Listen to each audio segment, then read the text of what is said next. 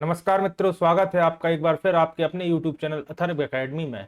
दोस्तों, इस क्लास में आज अपन डिस्कस करेंगे मध्य प्रदेश फॉरेस्ट गार्ड और जेल प्रहरी में 25 मई से 30 मई की सभी शिफ्ट में आए हुए प्रश्नों के बारे में। पहला प्रश्न आया था, निम्नलिखित में से लगातार 2 बार राष्ट्रपति चुने जाने वाले व्यक्ति कौन है? तो दोस्तों, देश के पहले राष्ट्रपति डॉक्टर राजेंद्र प्रसाद देश के 2 बार राष्ट्रपति रहे हैं, याद रखिएगा।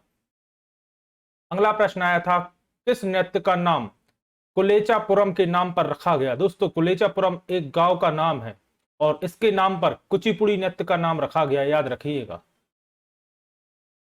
अगला प्रश्न पूछा गया था, उत्तर रामचरित किसकी रचना है? तो दोस्तों, यह भवभूति की रचना है।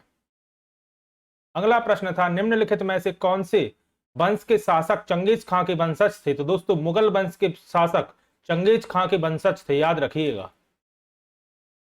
अगला प्रश्न था, मध्य प्रदेश का सबसे बड़ा राष्ट्रीय उद्यान कौन सा है? तो दोस्तों, कान्हा-किसली राष्ट्रीय उद्यान, जो कि मंडला और बालाघाट जिलों के अंतर्गत आता है, मध्य प्रदेश का सबसे बड़ा एवं सबसे पुराना राष्ट्रीय उद्यान है। इन सभी प्रश्नों के बारे में मैं विस्तार से अपनी थ्योरी क्लास में डिस्कस कर चुका हूं, जो अगर आपने अभी तक नहीं देखी है तो वह जरूर देखिएगा। फिर प्रश्न था, सबसे कठोरतम पदार्थ कौन सा है? तो आप सभी जानते होंगे, हीरा सबसे कठोरतम पदार्थ माना जाता है। अगला प्रश्न था, वायुमंडल में सबसे ज्यादा मात्रा में कौन सी गैस पाई जाती है? तो दोस्तों, नाइट्रोजन गैस, जो कि लगभग 78% मात्रा में वायुमंडल में पाई जाती है, याद रखिएगा। अगला प्रश्न था, गुणसूत्र की खोज किसने की थी? तो याद रखिएगा, कार्ल विल्हेम वॉन नेगेली ने गुणसूत्र की खोज की थी। अगला प्रश्न था, राज्यसभा में मनोनीत पहली महिला अभिनेत्री कौन थी? तो याद रखिएगा, नरगिस दत्त राज्यसभा में मनोनीत पहली महिला अभिनेत्री थी। अगला प्रश्न था, जूल किसकी इकाई है? तो दोस्तों, जूल ऊर्जा एवं कार्य की इकाई होती है।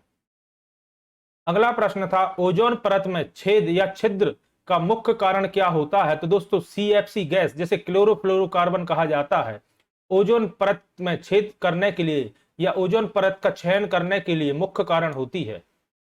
फिर प्रश्न था, 1 नैनो सेकंड में 1 सेकंड का कौन सा भाग होता है? तो दोस्तों, 1 सेकंड बराबर 10 की घात -9 नैनो सेकंड बराबर होता है, याद रखिएगा। अगला प्रश्न था, प्रति सेकंड होने वाली दोलनों की संख्या क्या कहलाती है? तो दोस्तों, इसे आवृत्ति कहा जाता है।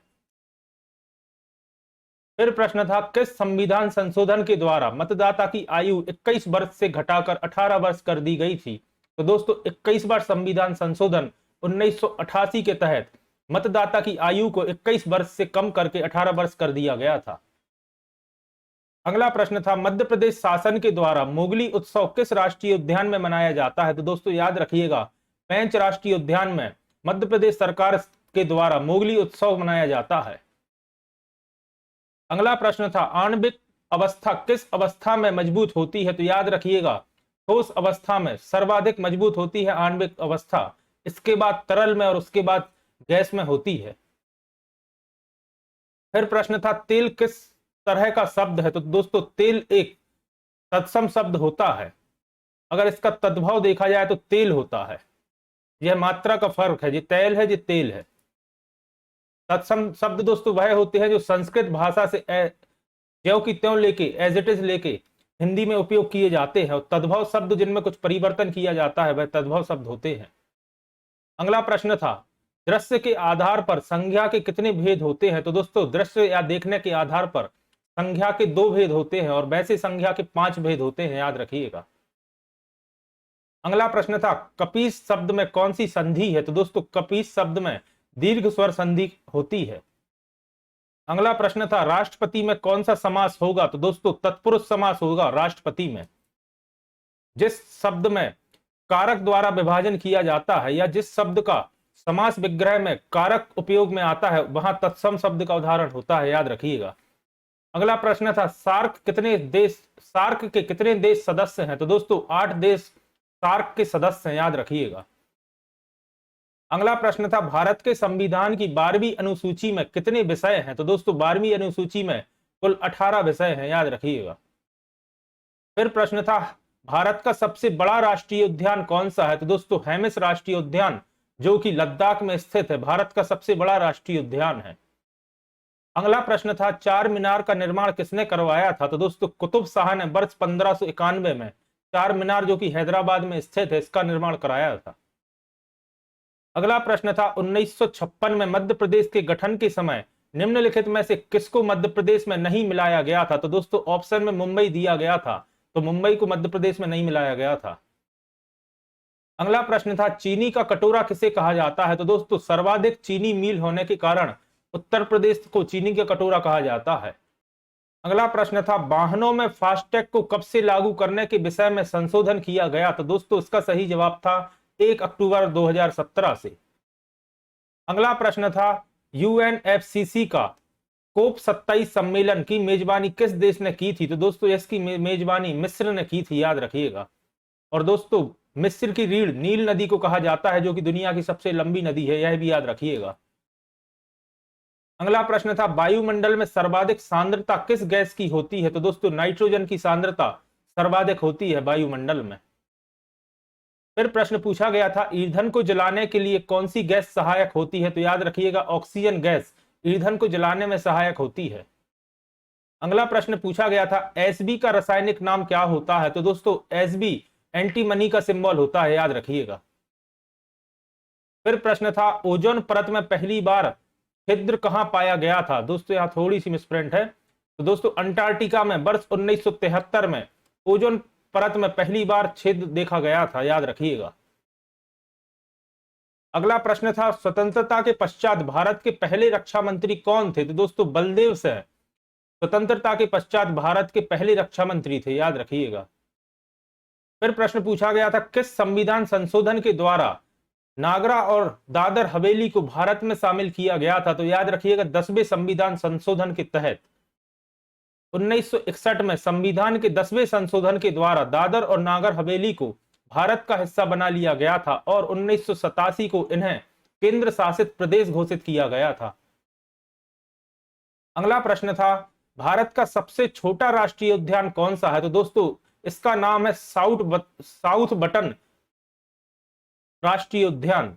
दक्षिण बटन राष्ट्रीय उद्यान भी इसी को कहा जाता है। इसका क्षेत्रफल 0.03 वर्ग किलोमीटर है और यह अंडमान निकोबार द्वीप समूह पर स्थित है। इसकी स्थापना वर्ष 1987 में की गई थी।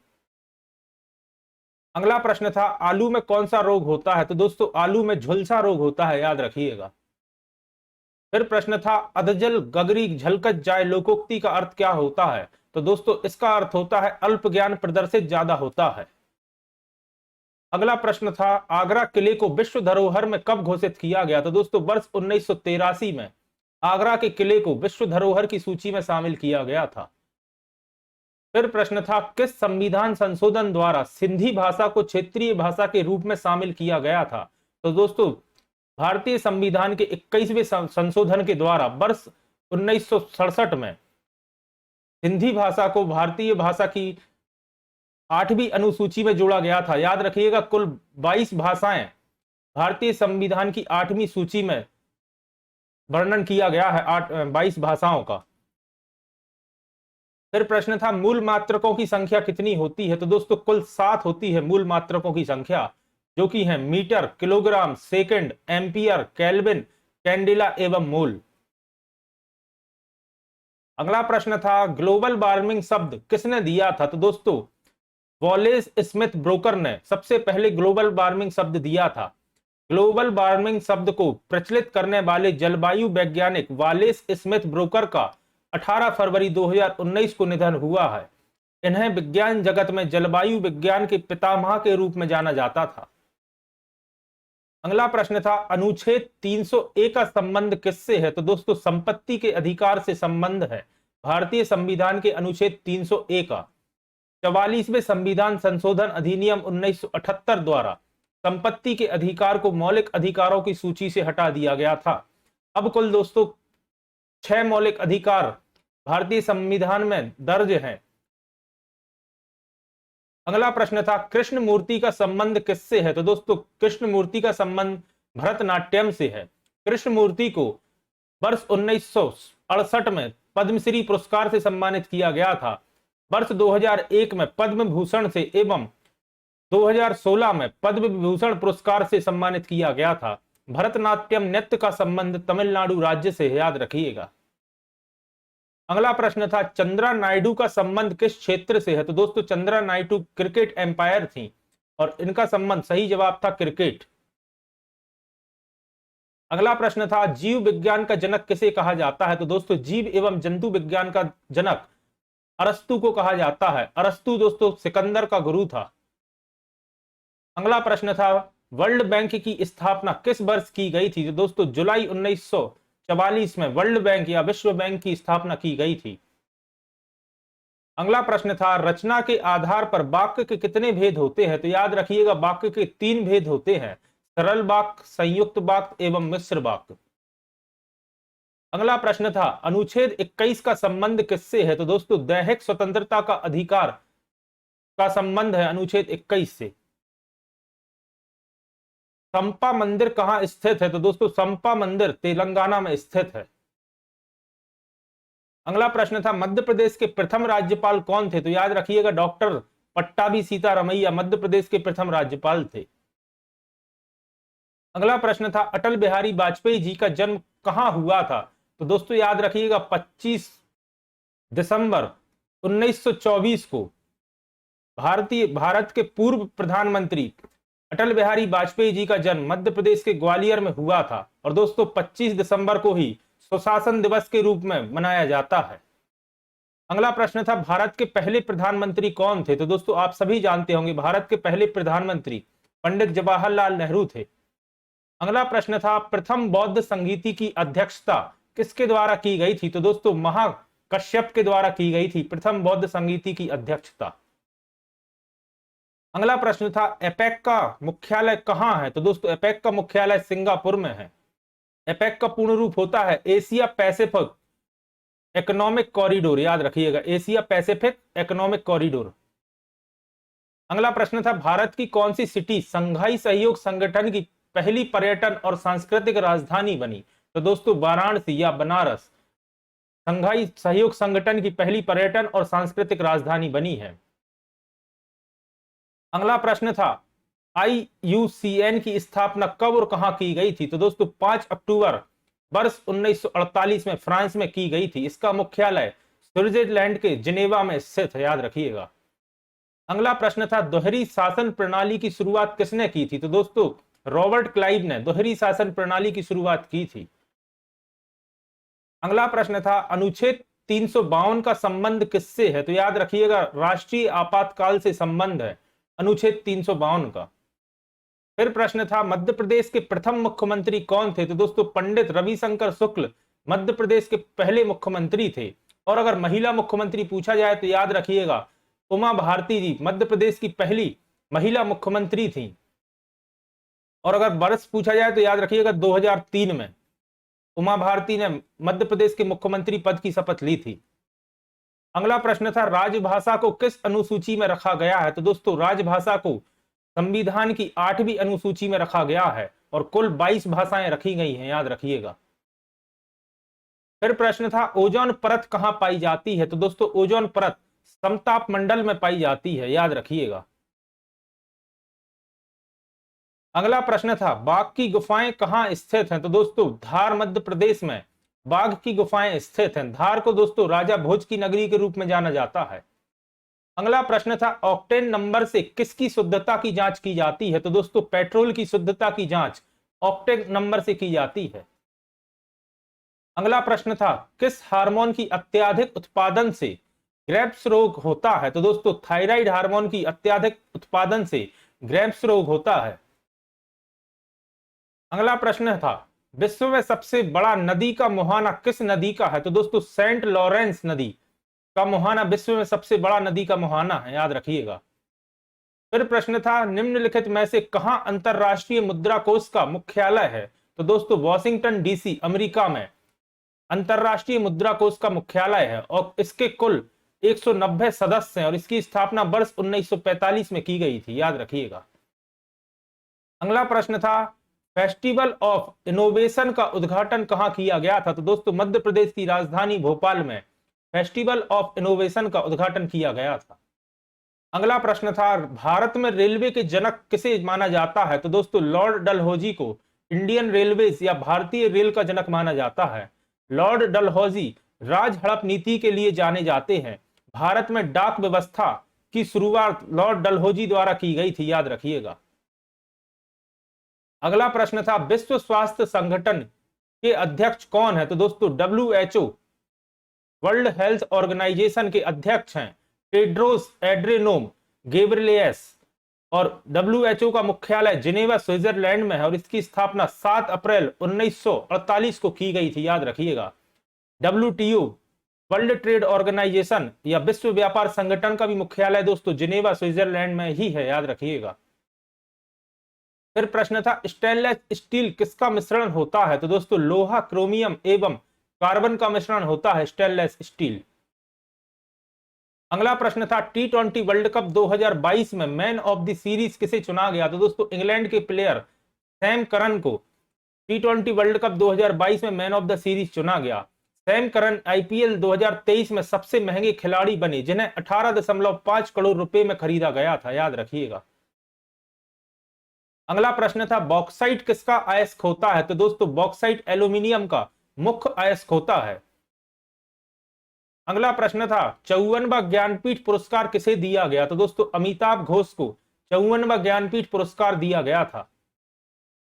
अगला प्रश्न है, इंडियन गर्ल पुस्तक के लेखक कौन है? तो दोस्तों चेतन भगत द्वारा लिखी गई है यह पुस्तक इंडियन गर्ल। अगला प्रश्न था, उपराष्ट्रपति को उनके पद से हटाने के लिए कितने दिन पूर्व सूचित करना होता है? तो दोस्तों 14 दिन पहले उन्हें सूचना दी जाती है अगर उन्हें पद से हटाना हो। अगला प्रश्न था, मध्य प्रदेश में हबीबगंज रेलवे स्टेशन का नाम परिवर्तित करके क्या रख दिया गया? तो जैसा कि आप सभी जानते होंगे रानी कमलापति रेलवे स्टेशन नाम कर दिया गया है हबीबगंज रेलवे स्टेशन का। गौड़ रानी कमलापति के सम्मान में मध्य प्रदेश सरकार ने नवंबर 2021 में हबीबगंज स्टेशन का नाम बदलकर रानी कमलापति स्टेशन कर दिया था। पश्चिम मध्य रेलवे का हबीबगंज स्टेशन अब रानी कमलापति स्टेशन के नाम से जाना जाता है, जो कि भोपाल शहर में स्थित है और यह भारत का पहला निजी रेलवे स्टेशन है, यह याद रखिएगा। साथ ही पहला ISO प्रमाणित रेलवे स्टेशन भी है, यह भी याद रखिएगा। अगला प्रश्न था, निम्नलिखित में से किसका संबंध मैहर घराने से था? तो दोस्तों अलाउद्दीन खां का संबंध मैहर घराने से था। उस्ताद अलाउद्दीन खां एक सरोद वादक और संगीतकार थे। वह 20वीं सदी में भारतीय शास्त्रीय संगीत के सबसे उल्लेखनीय संगीत शिक्षकों में से एक थे, याद रखिएगा। अगला प्रश्न पूछा गया था, भारत सरकार द्वारा निर्मित अंटार्कटिका में पहले अनुसंधान केंद्र का नाम क्या है? तो दोस्तों इसका नाम है दक्षिणी गंगोत्री, जो कि अंटार्कटिका में निर्मित भारत सरकार द्वारा पहला अनुसंधान केंद्र है। अंटार्कटिका में मैत्री नाम से दूसरा स्थायी अनुसंधान केंद्र भी स्थित है, याद रखिएगा। अगर दूसरा पूछा जाए तो उसका नाम है मैत्री और पहले का दक्षिण गंगोत्री। अगला प्रश्न था, 2023 में भारत ने किस देश को गेहूं भेजने के लिए विश्व खाद्य कार्यक्रम के साथ एक समझौते और ज्ञापन पर हस्ताक्षर किए थे? तो दोस्तों अफगानिस्तान गेहूं भेजने के लिए, इसका सही जवाब था अफगानिस्तान। 13 अप्रैल 2023 को भारत ने अफगानिस्तान के लोगों के लिए 10,000 मैट्रिक टन गेहूं भेजने के लिए विश्व खाद्य कार्यक्रम के साथ एक समझौते पर हस्ताक्षर किए थे, याद रखिए थे। और यह कार्यक्रम दोस्तों मुंबई में हुआ था, जहां भारत सरकार ने समझौते पर हस्ताक्षर किए थे। अगला प्रश्न था, प्रसिद्ध पुस्तक Indira India's most powerful prime minister की लेखक कौन है? तो दोस्तों सागरिका घोष द्वारा यह पुस्तक लिखी गई है। Sagarika Ghosh, India's most powerful prime minister. यह पुस्तक 2017 में प्रकाशित हुई थी, यह भी याद रखिएगा। अगला प्रश्न था, मौर्य साम्राज्य उत्तर पश्चिम में कहां तक फैला हुआ था? तो दोस्तों उत्तर पश्चिम में हिंदू कुश पर्वत श्रृंखला तक फैला हुआ था मौर्य साम्राज्य, और इसी समय के भारत को अखंड भारत के नाम से भी जाना जाता है। हिंदू कुश पर्वत अफगानिस्तान में स्थित है, याद रखिएगा। अगला प्रश्न था, भरतनाट्यम किस राज्य का प्रसिद्ध नृत्य है? तो दोस्तों भरतनाट्यम तमिलनाडु राज्य का प्रसिद्ध नृत्य है। फिर प्रश्न था, CH3 का रासायनिक सूत्र क्या है? या सॉरी CH3 किसका रासायनिक सूत्र है? तो दोस्तों CH3 एथेन का रासायनिक सूत्र है। अगला प्रश्न था क्रोमोसोम में डीएनए के साथ क्या होता है? तो दोस्तों हिस्टोन प्रोटीन्स होते हैं क्रोमोसोम में डीएनए के साथ। अगला प्रश्न था चांदी की वस्तुएं हवा के संपर्क में आने पर किससे क्रिया करती हैं? तो दोस्तों चांदी हवा में सल्फर के साथ अभिक्रिया करके सिल्वर सल्फाइड का लेप बनाती है और कुछ समय बाद काली हो जाती है। याद रखिएगा, चांदी काली होने का कारण होता है सिल्वर सल्फाइड।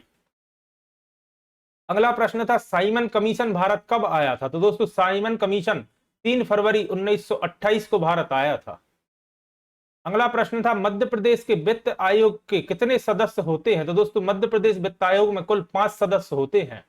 मध्य प्रदेश वित्त आयोग का गठन 14 जून 1994 को किया गया था। याद रखिएगा। अगला प्रश्न था संपत्ति के अधिकार को भारतीय संविधान के किस अनुच्छेद में रखा गया है? दोस्तों यह प्रश्न रिपीट हुआ है, बस पूछने का थोड़ा सा पैटर्न चेंज हो गया है। तो अनुच्छेद 300A में रखा गया है संपत्ति के अधिकार को। और इसकी पहली शिफ्ट में पूछा गया था कि 300A किससे संबंधित है? तो संपत्ति के अधिकार से। 44वें संविधान संशोधन अधिनियम 1978 के द्वारा संपत्ति के अधिकार को मौलिक अधिकारों की सूची से हटा दिया गया था। याद रखिएगा। अगला प्रश्न था सर्वोच्च न्यायालय का वर्णन भारतीय संविधान के किस भाग में किया गया है? तो दोस्तों भाग 5 में अनुच्छेद 124 से 147 तक सर्वोच्च न्यायालय का वर्णन किया गया है। अगला प्रश्न था कैल्शियम कार्बोनेट का रासायनिक सूत्र क्या होता है? तो दोस्तों CaCO3 कैल्शियम कार्बोनेट का रासायनिक सूत्र होता है। अगला प्रश्न था भारत के प्रथम लोकपाल कौन थे? तो दोस्तों पिनाकी चंद्र घोष भारत के प्रथम लोकपाल थे। जस्टिस प्रदीप कुमार मोहंती वर्तमान में भारत के लोकपाल हैं। वह भारत के सर्वोच्च न्यायालय के सेवानिवृत्त न्यायाधीश हैं। 28 मई 2022 को न्यायमूर्ति प्रदीप कुमार मोहंती को पहले लोकपाल अध्यक्ष पिनाकी चंद्र घोष की सेवानिवृत्ति के बाद लोकपाल के कार्यवाहक अध्यक्ष के रूप में नियुक्त किया गया था। याद रखिएगा, यह डेट इंपॉर्टेंट है, 28 मई 2022। अगला प्रश्न था मध्य प्रदेश के किस जिले की सीमा छत्तीसगढ़ राज्य से मिलती है? तो दोस्तों ऑप्शन में डिंडोरी था, तो सही जवाब इसका डिंडोरी होगा। मध्य प्रदेश अपने कुल 7 जिलों की सीमा छत्तीसगढ़ राज्य के साथ साझा करता है, जिनके नाम है सीधी, सिंगरौली, शहडोल, अनूपपुर, डिंडोरी, मंडला एवं बालाघाट। याद रखिएगा। अगला प्रश्न था नर्मदा नदी न्यायाधिकरण विवाद कब हुआ था? दोस्तों यहां विवाद की जगह गठन पूछा गया था। अगर विवाद पूछा जाए तो दोस्तों याद रखिएगा वर्ष 1969 में विवाद हुआ था और गठन 6 अक्टूबर 1969 को किया गया था नर्मदा नदी न्यायाधिकरण का। अंतरराज्यीय जल विवाद अधिनियम 1956 धारा 4 के तहत केंद्र सरकार ने 6 अक्टूबर 1969 को नर्मदा जल विवाद न्यायाधिकरण का गठन किया, जो कि नर्मदा नदी जल एवं नदी घाटी विकास के बंटवारे पर निर्णय लेने के लिए किया गया था। याद रखिएगा। अगला प्रश्न था नाथूराम प्रेमजी का जन्म कब हुआ था? तो दोस्तों 26 नवंबर वर्ष 1881 में नाथूराम प्रेमजी का जन्म हुआ था। नाथूराम प्रेमजी जैन धर्म एवं हिंदी साहित्य के क्षेत्र में एक लेखक, प्रकाशक, कवि एवं संपादक थे। याद रखिएगा। अगला प्रश्न था ग्लूकोमा से कौन सा अंग प्रभावित होता है? तो दोस्तों ग्लूकोमा एक आंख में होने वाला रोग है। याद रखिएगा। अगला प्रश्न था हाल ही में एशियाई कुश्ती चैंपियनशिप 2023 में रजत पदक किसने जीता था? तो दोस्तों सोनीपत के रुपिन ने ग्रीको रोमन मुकाबले में 50 किलो भार वर्ग में रजत पदक जीता। हिसार की अंतिम पंघाल ने 53 किलोग्राम में और रोहतक की निशा दहिया ने 68 किलोग्राम में रजत पदक जीता। दोस्तों मैंने आपको इन तीनों खिलाड़ी के नाम बता दिए, बाकी ऑप्शन में सिर्फ हिसार की अंतिम पंघाल दिया गया था जो कि इसका सही जवाब था। तो इनके तीनों के नाम याद रखिएगा क्योंकि तीनों ने जीता है। एशियाई कुश्ती चैंपियनशिप का आयोजन कजाकिस्तान में 9 से 15 अप्रैल तक किया गया था। याद रखिएगा। अगला प्रश्न था भारत शासन अधिनियम 1935 में कितनी धाराएं और अनुसूचियां हैं? तो दोस्तों अधिनियम 335 में कुल 321 धाराएं एवं 10 अनुसूचियां हैं। भारत सरकार अधिनियम 1935 अगस्त 1935 में ब्रिटिश संसद द्वारा 321 धाराओं और 10 अनुसूचियों के साथ पारित किया गया था। इस अधिनियम ने भारत सरकार अधिनियम 1919 द्वारा की गई इस शासन प्रणालियों की शुरू की गई शासन प्रणालियों को समाप्त कर दिया था। अगला प्रश्न था वर्ल्ड लीवर डे कब मनाया जाता है? तो दोस्तों वर्ल्ड लीवर डे 19 अप्रैल को मनाया जाता है। अगला प्रश्न था शक्ति का एसआई मात्रक क्या है? तो दोस्तों वाट होता है शक्ति का एसआई मात्रक। अगला प्रश्न था रॉ की स्थापना कब की गई थी? दोस्तों 21 सितंबर 1968 में रॉ की स्थापना की गई थी। रॉ का फुल फॉर्म होता है रिसर्च एंड एनालिसिस विंग। अगला प्रश्न था सालार जंग संग्रहालय कहां स्थित है? दोस्तों यह प्रश्न पटवारी में भी एक दो बार पूछा गया था। सालार जंग संग्रहालय दोस्तों हैदराबाद में स्थित है, याद रखिएगा। अगला प्रश्न पूछा गया था शेरशाह सूरी किस वर्ष मुगल सेनाओं में शामिल हुए? तो दोस्तों वर्ष 1540 में शेरशाह सूरी मुगल सेनाओं में शामिल हुए थे। दोस्तों हेमू या विक्रमादित्य का आपने नाम सुना होगा। हेमू और अकबर के मध्य पानीपत का दूसरा युद्ध 1556 में लड़ा गया था और हेमू दोस्तों शेरशाह सूरी का ही सेनापति था, याद रखिएगा। साथ ही याद रखिएगा अकबर का सेनापति बैरम खां था। पानीपत के युद्ध के समय अकबर का सेनापति बैरम खां और शेरशाह सूरी का सेनापति हेमू था। और अकबर का सेनापति अगर हल्दी घाटी के युद्ध के समय पूछा जाए तो राजा मान सिंह अकबर के सेनापति थे, याद रखिएगा। अगला प्रश्न था कृषि को पामलू के नाम से कहा जाना जाता है? तो दोस्तों मणिपुर में कृषि या खेती को पामलू के नाम से जाना जाता है। फिर प्रश्न था बंगाल के प्रथम गवर्नर जनरल कौन थे? तो दोस्तों लॉर्ड वॉरेन हैरिस्टन बंगाल के प्रथम गवर्नर जनरल थे। लॉर्ड बोरिस हैरिस्टन 1773 से 1775 तक बंगाल के पहले गवर्नर जनरल रहे। इन्होंने ही क्लाइव की दोहरी सरकार प्रणाली को समाप्त कर दिया था, याद रखिएगा। अगला प्रश्न था युद्ध पर शांति की प्रमुख जीत को चिन्हित करने के लिए सामरिक नृत्य का त्योहार है। इस त्योहार का नाम क्या है और इसे कहां मनाया जाता है? तो दोस्तों इस त्योहार का नाम है कलिंग महोत्सव और यह उड़ीसा राज्य में मनाया जाता है। उड़ीसा का ही प्राचीन नाम कलिंग था, याद रखिएगा। कलिंग महोत्सव उड़ीसा का एक सामरिक नृत्य का त्योहार है जिसे युद्ध पर शांति की बड़ी जीत के रूप में मनाया जाता है। यह त्योहार जनवरी से फरवरी माह के बीच मनाया जाता है, याद रखिएगा। और कलिंग युद्ध दोस्तों वही युद्ध है जिसके बाद सम्राट अशोक ने बौद्ध धर्म अपना लिया था, यह भी याद रखिएगा। अगला प्रश्न था मौलिक कर्तव्य दिवस कब मनाया जाता है? तो दोस्तों 6 जनवरी को मौलिक कर्तव्य दिवस के रूप में मनाया जाता है। अगला प्रश्न था गोल गुम्बज कहां स्थित है? तो दोस्तों गोल गुम्बज कर्नाटक में स्थित है। गोल गुम्बज कर्नाटक के बीजापुर जिले में स्थित है। यह बीजापुर के आदिल शाही राजवंश के 7वें सुल्तान मोहम्मद आदिल शाह का मकबरा है, याद रखिएगा।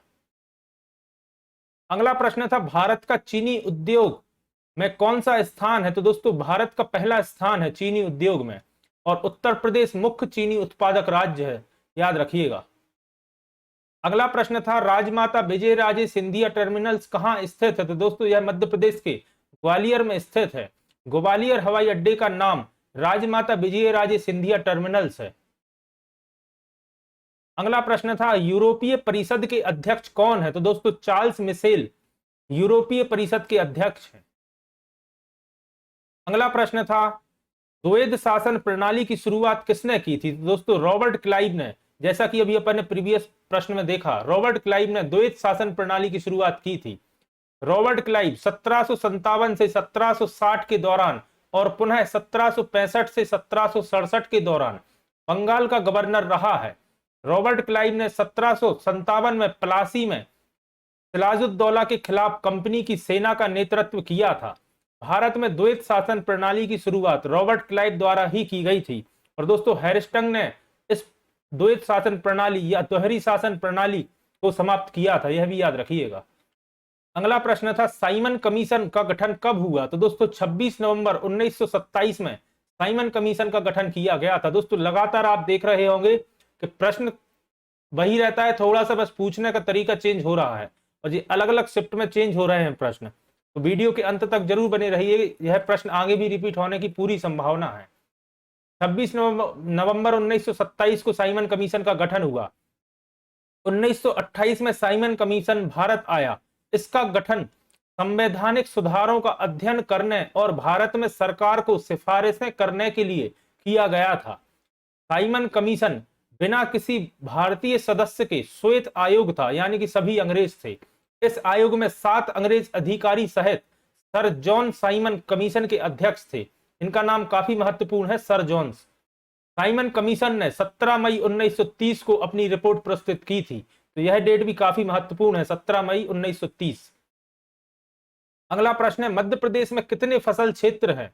तो दोस्तों मध्य प्रदेश में कुल 5 फसल क्षेत्र हैं, और यह सभी टॉपिक में काफी विस्तार से अपनी थ्योरी क्लासेस में पहले अपलोड कर चुका हूं। अगर आपने वह नहीं देखी है तो एक बार उन्हें जरूर देखिएगा। मध्य प्रदेश में 11 कृषि जलवायु क्षेत्र हैं। राज्य के 11 कृषि जलवायु क्षेत्रों को 5 फसल क्षेत्रों में विभाजित किया गया है। अगला प्रश्न था, गरबा नृत्य कहां से संबंधित है? यार गरबा नृत्य का संबंध कहां से है? तो आप सभी जानते होंगे, गुजरात राज्य से संबंध है गरबा नृत्य का। अगला प्रश्न था, संसद में पूर्ण बहुमत का क्या अर्थ है? तो दोस्तों 50% से ऊपर अगर बहुमत है तो उसे पूर्ण बहुमत कहा जाता है। बिहू नृत्य का संबंध किस राज्य से है? तो दोस्तों असम राज्य से संबंध है बिहू का। अगला प्रश्न है, भारत का सबसे बड़ा राष्ट्रीय उद्यान कौन सा है? दोस्तों तीसरी बार रिपीट हुआ है इस बार वनरक्षक में यह प्रश्न। हेमिस राष्ट्रीय उद्यान जो कि लद्दाख में स्थित है, भारत का सबसे बड़ा राष्ट्रीय उद्यान है, याद रखिएगा। अगला प्रश्न था, एलिफेंटा गुफाओं को कब विश्व धरोहर की सूची में शामिल किया गया था? तो वर्ष 1987 में एलिफेंटा गुफाओं को विश्व धरोहर सूची यानी कि यूनेस्को की सूची में शामिल किया गया था। अगला प्रश्न था, टाडा की स्थापना कब की गई थी? तो दोस्तों 1985 से 1995 के बीच टाडा एक्ट नामक कानून बनाया गया था। टाडा का फुल फॉर्म होता है टेररिस्ट एंड डिसरप्टिव एक्टिविटीज। अगला प्रश्न था, बल का एसआई मात्रक क्या होता है? तो दोस्तों न्यूटन बल का एसआई मात्रक होता है। अगला प्रश्न था, रौद्र रस का स्थायी भाव क्या होता है? तो दोस्तों रौद्र रस का स्थायी भाव क्रोध होता है। अगला प्रश्न था, कीमोथेरेपी की खोज किसने की थी? तो दोस्तों कीमोथेरेपी जो कि कैंसर के इलाज में उपयोग में आती है, इसकी खोज पॉल एलर्च ने की थी, याद रखिएगा। अगला प्रश्न था, राई के पौधे में अगर्त रोग किस कारण से होता है? तो दोस्तों यह फंगस के कारण होता है। फंगस या कवक भी इसी को हिंदी में कहते हैं, अगर्त रोग। अगला प्रश्न था, ओआरएस का पूर्ण रूप क्या होता है? तो दोस्तों ओरल रिहाइड्रेशन सॉल्ट होता है ओआरएस का पूर्ण रूप। अगला प्रश्न था, लेंस की क्षमता मापने की इकाई क्या है? तो दोस्तों आप सभी जानते होंगे, डायोप्टर लेंस की क्षमता मापने की इकाई होती है। अगला प्रश्न था, भारतीय संविधान को कब अपनाया गया था? तो दोस्तों 26 नवंबर 1949 को भारतीय संविधान को अपनाया गया था। भारतीय संविधान को भारत की संविधान सभा ने 26 नवंबर 1949 को अपनाया और 26 जनवरी 1950 को इसे लागू कर दिया गया था।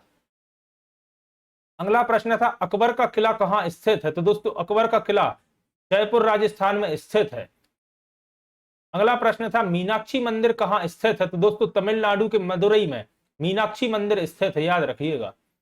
फिर प्रश्न था, लखनऊ समझौता विद्रोह का नेतृत्व किसने किया था? दोस्तों मोहम्मद अली जिन्ना और बाल गंगाधर तिलक ने लखनऊ समझौता एवं विद्रोह का नेतृत्व किया था। अगला प्रश्न था, आईएमएफ की स्थापना कब की गई थी? तो दोस्तों 1945 को आईएमएफ की स्थापना की गई थी। आईएमएफ यानी कि दोस्तों अंतरराष्ट्रीय वित्त कोष। अगला प्रश्न था, परमाणु की पहली कक्षा में कितने इलेक्ट्रॉन पाए जाते हैं? तो दोस्तों आप सभी जानते होंगे, परमाणु की पहली कक्षा में 2 इलेक्ट्रॉन पाए जाते हैं। सही जवाब इसका 2 रहेगा। फिर प्रश्न था, निम्नलिखित में से मध्य प्रदेश के किस जिले की सीमा महाराष्ट्र राज्य के साथ लगती है? तो दोस्तों मध्य प्रदेश के बैतूल जिले की सीमा महाराष्ट्र राज्य के साथ लगती है। ऑप्शन में बैतूल दिया था, बाकी याद रखिएगा कुल मध्य प्रदेश के 8 जिलों की सीमा महाराष्ट्र राज्य के साथ लगती है और उनके नाम हैं बड़वानी, खरगोन, खंडवा, बुरहानपुर, बैतूल, छिंदवाड़ा, सिवनी एवं बालाघाट, याद रखिएगा। फिर प्रश्न था, राष्ट्रपति का कार्यकाल किस अनुच्छेद के तहत बताया गया है? तो दोस्तों भारतीय संविधान के अनुच्छेद 56 में राष्ट्रपति के कार्यकाल के बारे में वर्णन दिया गया है। फिर प्रश्न था रक्त स्कंदन के लिए कौन सा विटामिन जरूरी है? तो दोस्तों विटामिन के रक्त स्कंदन के लिए जरूरी होता है।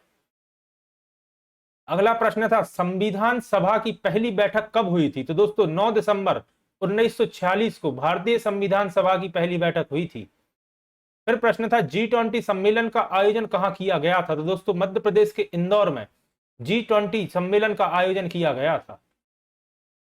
फिर प्रश्न था द्रव्यमान का एसआई मात्रक क्या होता है? तो दोस्तों किलोग्राम केजी द्रव्यमान का एसआई मात्रक होता है। अगला प्रश्न था मोहिनी अट्टम कहां का लोकप्रिय नृत्य है? तो दोस्तों केरल का लोकप्रिय नृत्य है मोहिनी अट्टम। अगला प्रश्न था मुगलों से पहले भारत पर किसका शासन था? तो दोस्तों मुगलों से पहले लोधी वंश का शासन था। इब्राहिम लोधी को बाबर द्वारा पानीपत की पहली लड़ाई में हराया गया और फिर मुगल शासन की शुरुआत हुई।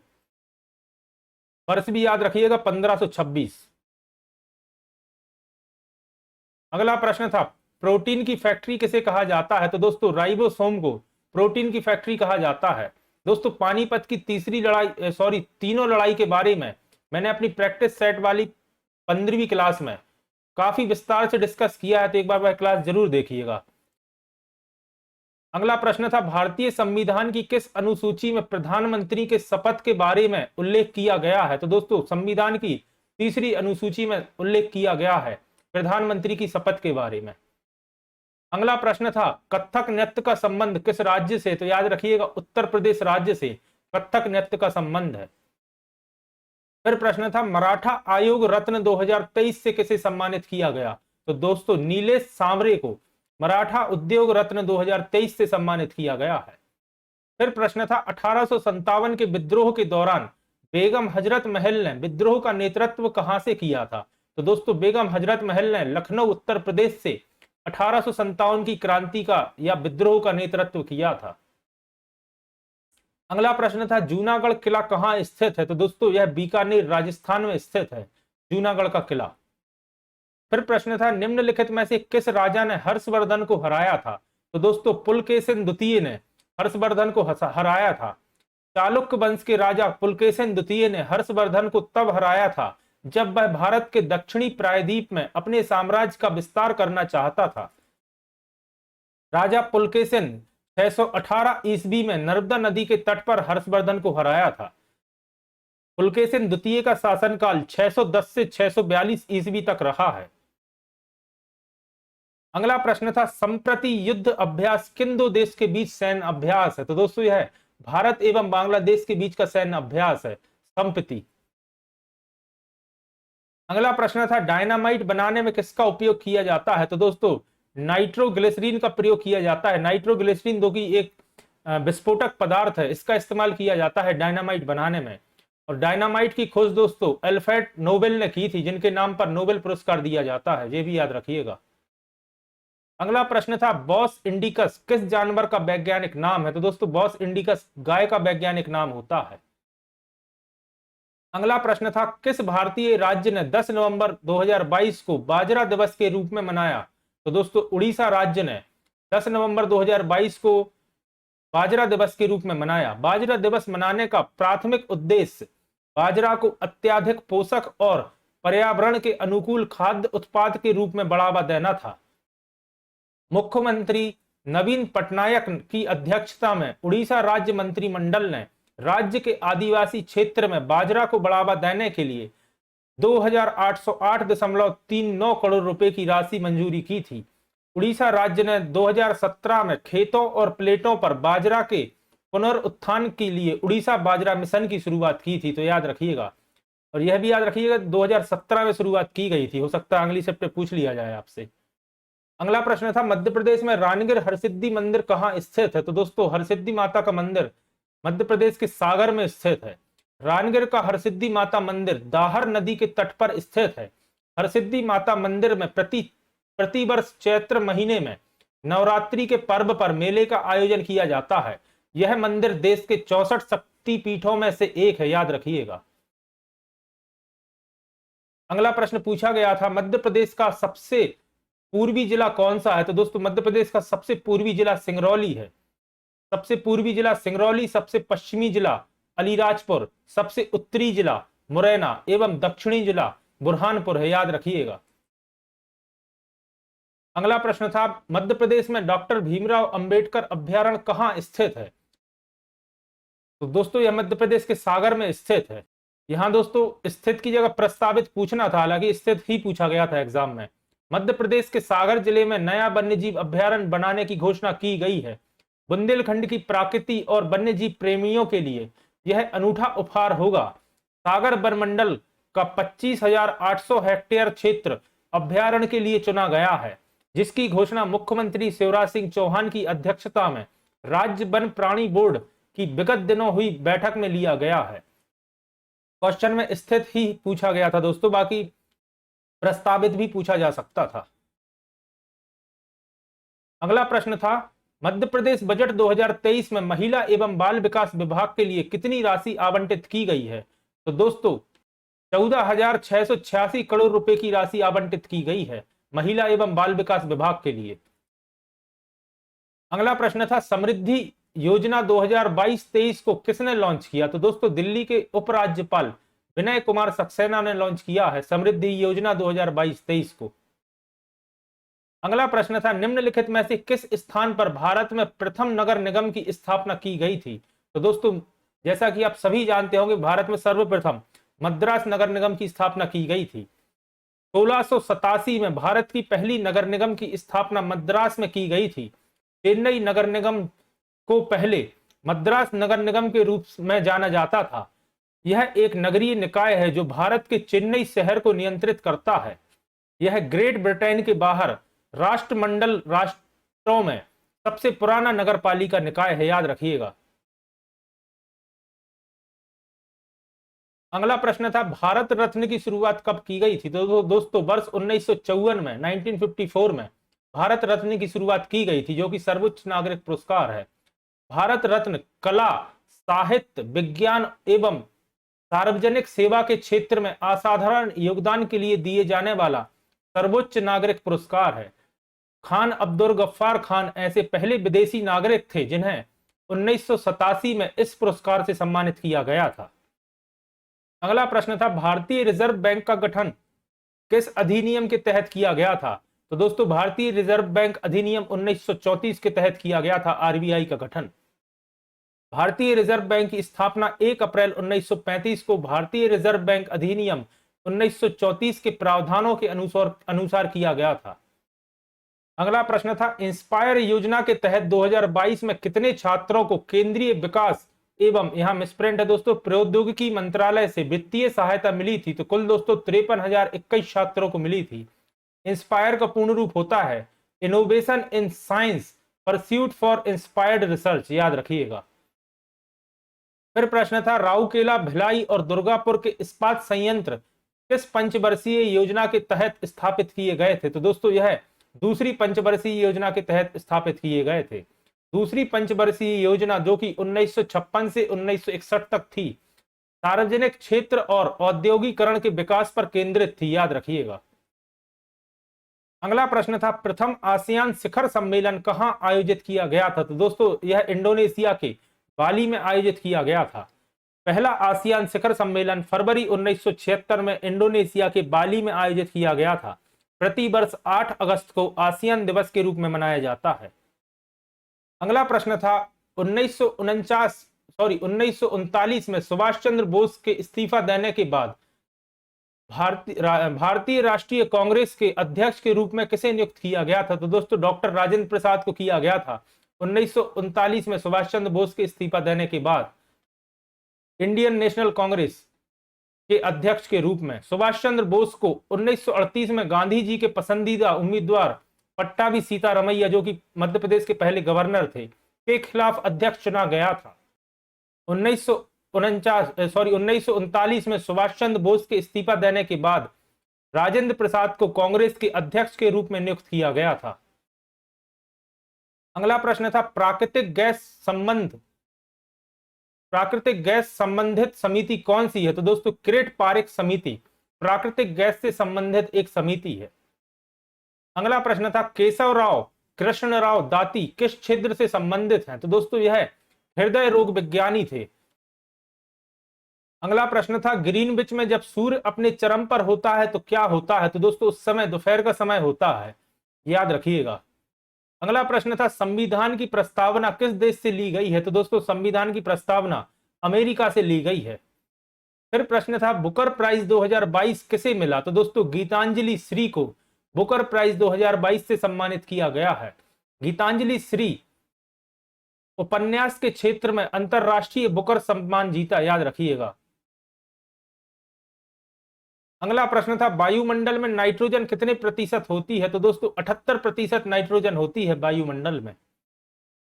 फिर प्रश्न था निम्नलिखित में से कौन एक बायोडिग्रेडेबल प्रदूषण है? तो दोस्तों गंदा पानी एक बायोडिग्रेडेबल प्रदूषण कहलाता है या उदाहरण है। फिर प्रश्न था ग्रहों का नियम किसने दिया था? तो दोस्तों ग्रहों का नियम केपलर द्वारा दिया गया था।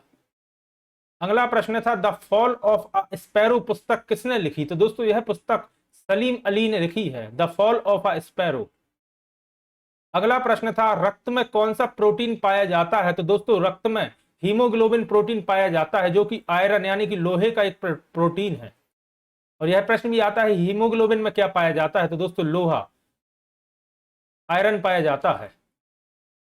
अगला प्रश्न था कोशिका के वैज्ञानिक अध्ययन को क्या कहा जाता है? तो दोस्तों साइटोलॉजी कोशिका के वैज्ञानिक अध्ययन को कहा जाता है। भारत और पाकिस्तान को कौन सी रेखा विभाजित करती है? तो दोस्तों भारत और पाकिस्तान एवं भारत और बांग्लादेश को रेडक्लिफ रेखा विभाजित करती है, या भारत पाकिस्तान की सीमा रेखा को रेडक्लिफ रेखा कहा जाता है। सर सिरिल रेडक्लिफ ने 17 अगस्त 1947 को भारत और पाकिस्तान के बीच सीमा रेखा घोषित की थी जिसे रेडक्लिफ रेखा के नाम से जाना जाता है। फिर प्रश्न था पानीपत का प्रथम युद्ध किसके बीच लड़ा गया था? दोस्तों बाबर एवं दिल्ली के सुल्तान इब्राहिम लोधी के बीच पानीपत का प्रथम युद्ध या पहली लड़ाई हुई थी।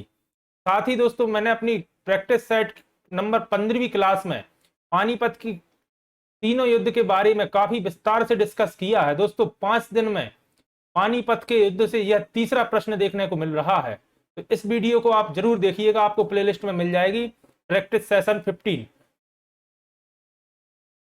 अगला प्रश्न था ग्वालियर में रूप सिंह स्टेडियम की स्थापना कब हुई थी? तो दोस्तों 1978 में ग्वालियर के रूप सिंह स्टेडियम की स्थापना हुई थी, और यह प्रश्न भी दोस्तों मैंने उसी क्लास में कराया था। फिर प्रश्न था जॉर्ज कैसल महल कब बनाया गया था? तो दोस्तों 1911 में जॉर्ज कैसल महल बनाया गया था। यह महल 1911 में ग्वालियर के तत्कालीन सिंधिया शासक द्वारा इंग्लैंड के राजा जॉर्ज पंचम के रात भर ठहरने के लिए शिवपुरी में बनाया गया था, जो कि बाघ का शिकार करने के लिए भारत दौरे पर आए थे। जॉर्ज कैसल महल माधव राष्ट्रीय उद्यान में स्थित है, याद रखिएगा। माधव राष्ट्रीय उद्यान के अंदर ही माधव झील एवं सांख्य सागर झील भी स्थित है, याद रखिएगा। अगला प्रश्न था ताज महोत्सव कब आयोजित किया जाता है? तो दोस्तों प्रतिवर्ष 8 से 27 फरवरी तक उत्तर प्रदेश के आगरा में ताज महोत्सव का आयोजन किया जाता है।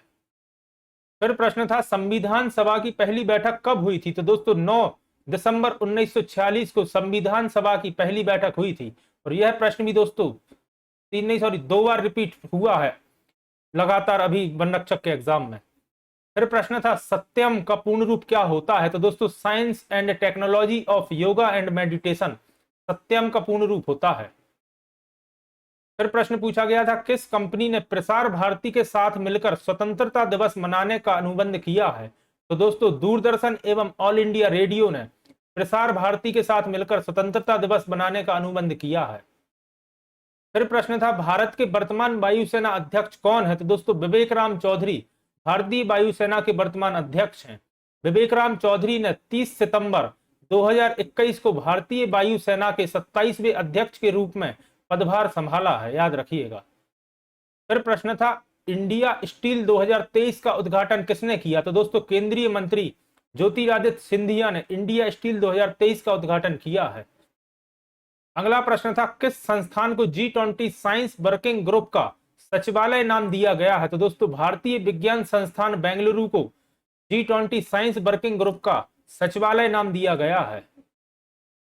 अगला प्रश्न पूछा गया था, नील नदी को किस देश की रीढ़ के रूप में जाना जाता है? तो दोस्तों नील नदी को मिस्र की रीढ़ के रूप में जाना जाता है। नील दुनिया की सबसे लंबी नदी है, याद रखिएगा।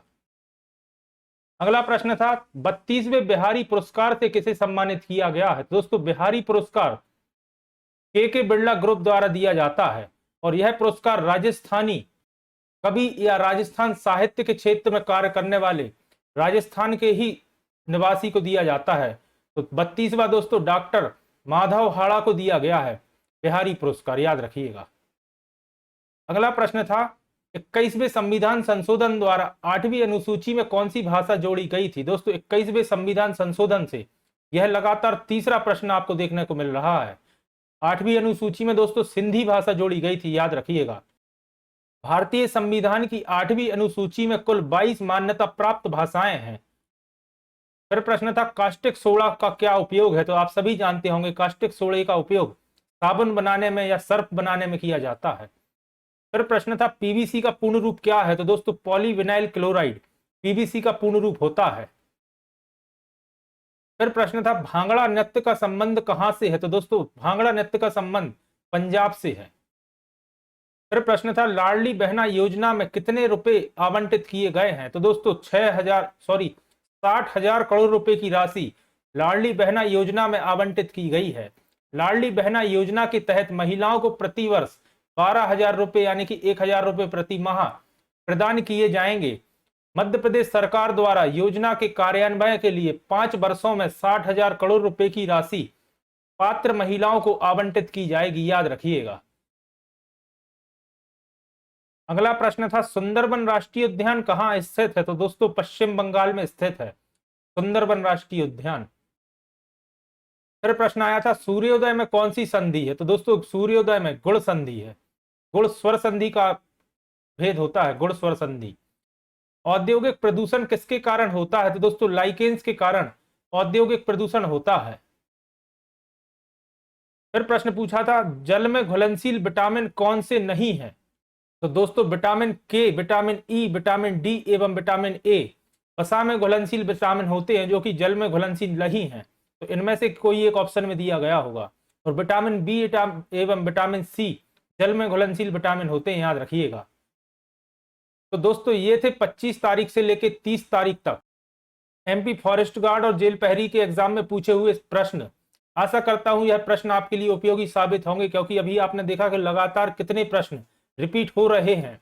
और अगर आपने हमारी प्रैक्टिस सेट वाली सीरीज नहीं देखी है तो अथर्व एकेडमी चैनल पर जाकर एक बार उसे भी देखिएगा। आज मैंने उसमें 16वीं क्लास अपलोड की है और लगातार एक बार आप वीडियो पर जाकर जरूर देखिएगा। लगातार आपको उन क्लासेस से एग्जाम में प्रश्न देखने को मिल रहे हैं जो कि आप एनालिसिस वाली क्लास से मैच कर सकते हैं।